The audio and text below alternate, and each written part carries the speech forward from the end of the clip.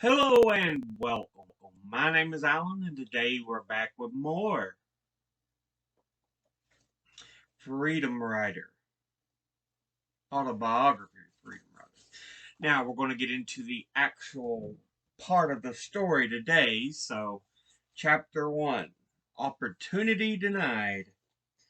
As a young man growing up in the 1950s in an all-black community called Lucas, my home deep in the piney woods of southern Mississippi, I would often stay awake until 10:15 and listen to the blues on the radio.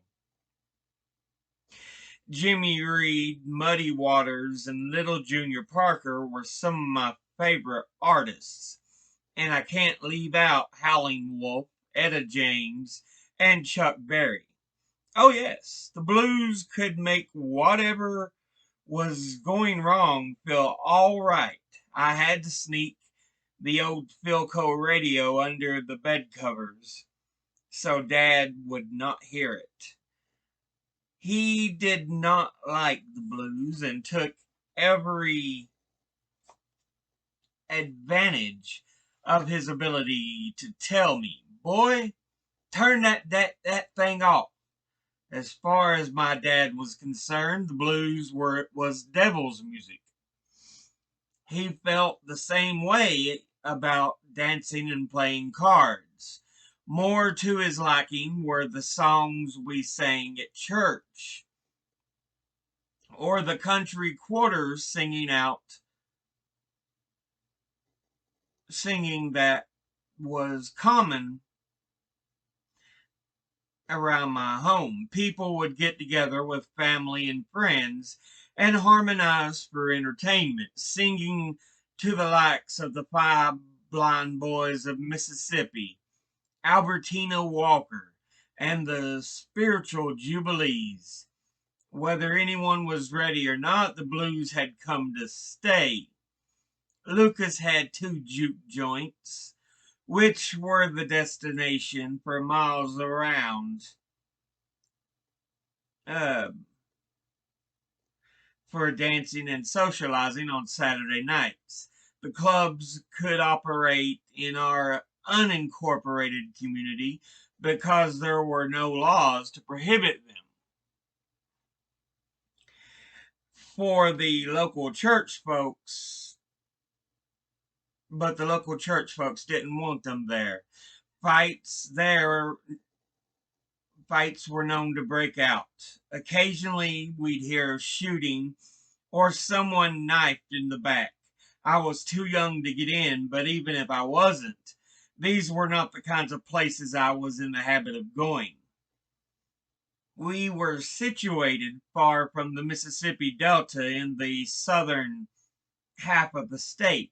Agriculture was the major source of income, and the earliest sound of the blues I remember was from people singing in the fields which covered the landscape while they were picking or chopping cotton. The rhythm of those songs was not unlike some of the songs we sang in church, only the words were different.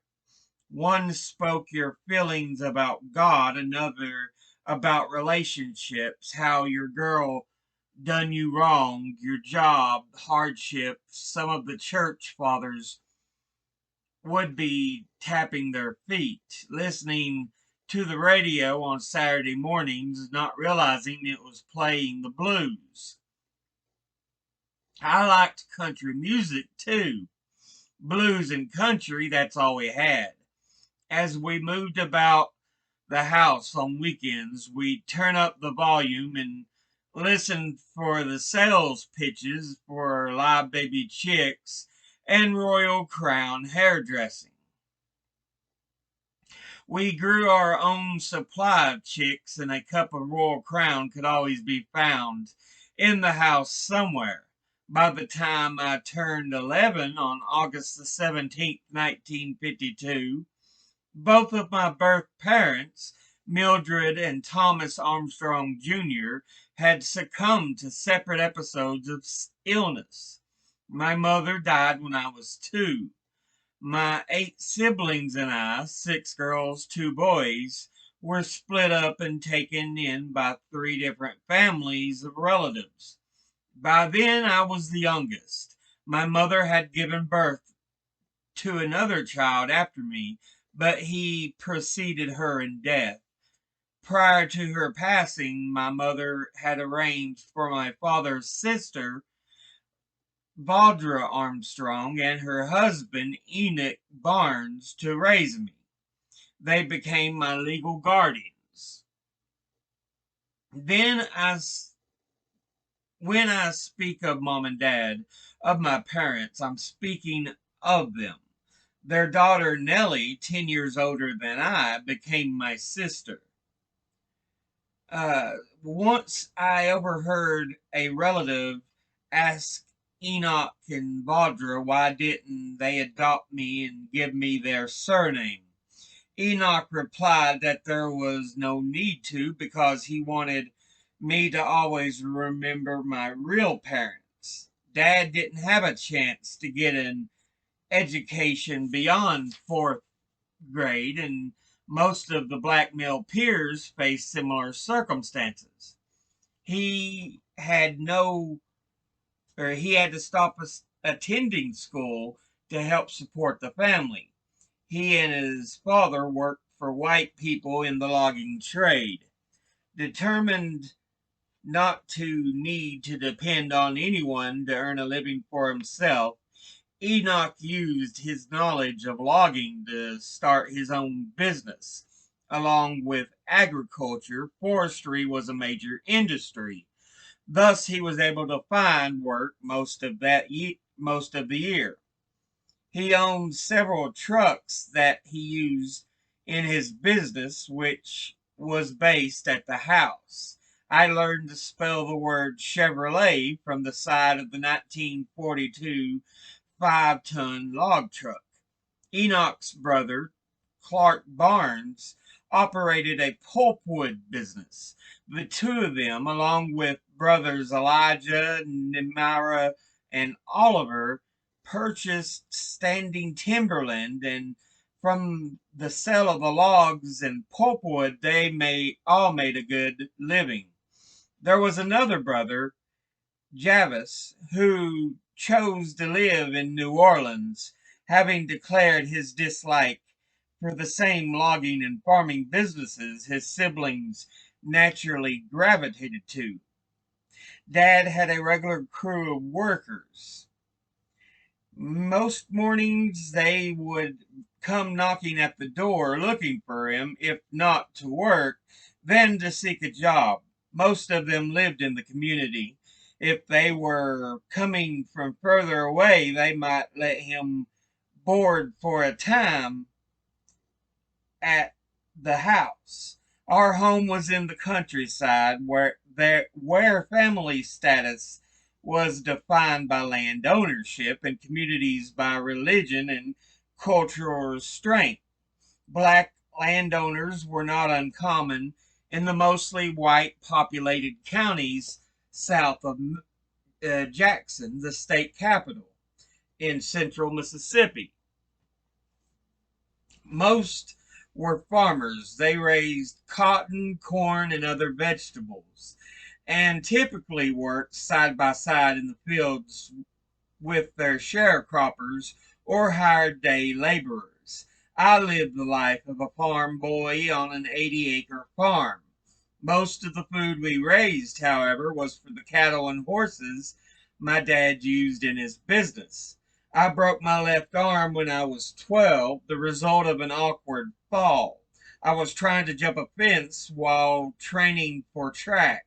My arm was broken in 3 places, a disaster that required multiple surgeries, metal screws, and plates. I was left permanently scarred, so I stopped wearing short sleeve shirts and kept holding my head high. To my youthful, naive thinking, life seemed fair as a segregated state would allow. Communities like ours, a mix of farmers, skilled tradesmen and teachers were profoundly self-sufficient. We had put our grist mill, which was open for use by all, for making meal from corn. During most of the Jim Crow era, the Illinois Central Gulf Railroad ran tracks through the community. We had a postmaster who doubled as a station master, and he could be relied upon to find colored folk a decent place to sleep for the night. As was legal and therefore customary under segregation, blacks were excluded and often exploited socially, politically, and economically. Anyway, my parents, like most of their peers, shielded us youngsters from the degradation of this reality. They knew that we would be certain to find out eventually. But like all the loving parents, wanted to protect us from the pain of suffering as long as they could. Under the race restrictive laws of the Jim Crow South, few Negroes could find jobs in the industries that began operating in the late 1940s. In the early 1950s in Mississippi, two-thirds were still working in some form of agriculture, by then in economic decline, and the vast majority, 80%, were sharecroppers and day laborers. If most of us were poor, we didn't know it. We were not poor in spirit. Most people raised their own food and made many of the products they used. If there was a soul in need, someone could be relied upon to help. More important, land ownership fueled our drive for better educational and political opportunities. Landowner families were usually able to find or to send their children to school and for longer periods of time, which meant that their descendants uh, most often became teachers and small business owners. Lucas, a community of about 100 people, was home to several black landowning families whose names included the Halls, Warners, Suttons, Grays, Prices, and my paternal ancestors, the Armstrongs.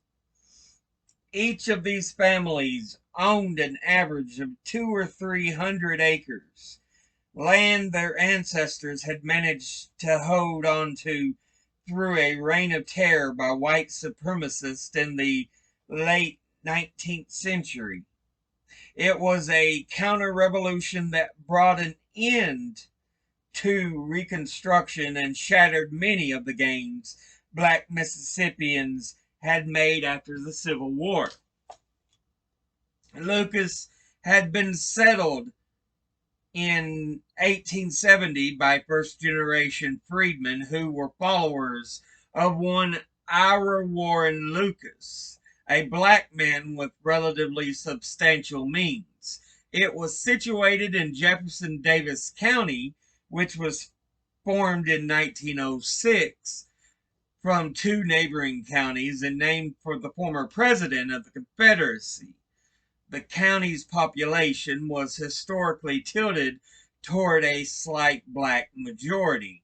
My parents were the descendants of enslaved grandparents who, after emancipation, made significant strides on all levels of society, only to see those gains and opportunities later vanish. The black freedmen in Mississippi outnumbered whites more so than in any other Deep South state. During Reconstruction, many served with distinction in elected offices ranging from constable to United States Senator. Despite those successes, Hundreds of innocent blacks were killed in violent attacks by mobs of white vigilantes bent on returning the state to white supremacist rule beginning in the 1880s. Violence and electoral fraud effectively denied black Mississippians their political rights. It was the start of the Jim Crow era. By 1890, the state had adopted restrictions on voter participation, requiring applicants to read a section of the state constitution. Before the turn of the century, the legal basis for separate but equal public facilities would be established. My great grandparents, Ransom and Carolyn Armstrong, who had been able to vote and acquire land during Reconstruction, lived constant fear, in a constant state of fear for the latter stages of their lives. 600 blocks are on record of as having been lynched over the 6 decades following the 1890s. Sorry, 600 blacks are on record of having been lynched over the 6 decades following the 1880s. During the 12 years between 1894 and 1906, at least 14 lynchings occurred within the 100-mile radius of my ancestral home, according to Where Rebels Roost by Susan Klopfer. A black man by the name of Wood Ambrose was lynched in Prentiss on June the 11th, 1906. Other lynchings occurred over the years in nearby Brookhaven, Hattiesburg, and Hazelhurst, and as late as 1930 and 1942 in Scuba and Laurel, respectively. I'll go ahead and stop for there, but that gives us a start on the story. We are starting, he's giving a indication of the background of how he grew up and how it was, what he had to deal with in Mississippi. So, but as always, educate thyself, think, read, study, learn. Someone tries to tell you something you have trouble believing, ask them to cite their sources. I'll see you all in the next video. Until then, later.